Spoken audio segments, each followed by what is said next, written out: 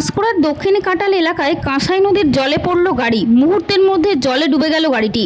কোনো রকমে প্রাণে বাঁচলেন চালক।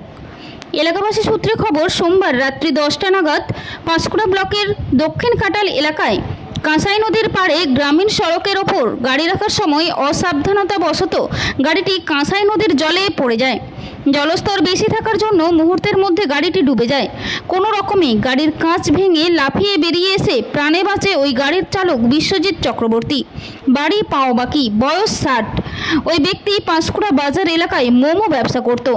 আজ দুপুরবেলা ডুপুরি সহ স্থানীয় এলাকাবাসীরা নদীর জলে নেমে সেই গাড়ি খোঁজাখুঁজির চেষ্টা করলে তা পাওয়া যায়নি। ঘটনাটা কি ঘটেছিল? ঘটনাটা ঘটে রাত্রে মোমো বিক্রি করে এসে গাড়িটা সাইড করার জন্য রাখছিল। সাইড করতে গিয়ে পেছনে স্লিপ করে নদীতে পড়ে গেছে। আচ্ছা, তারপরে সেই গাড়িটা কি আর পাওয়া গিয়েছে? না, গাড়িটার কোনো এখন পর্যন্ত কোনো হদিশ পাওয়া যায়নি। কোথায় আছে না আছে গাড়িটা এখন পর্যন্ত কোনো খোঁজ খবর কিছু পাওয়া যাচ্ছে না। গাড়িতে যে ছিল কোনো রকমে সে জানালার কাঁচ দিয়ে বেরিয়ে কোনো রকমে যান বাঁচিয়েছে।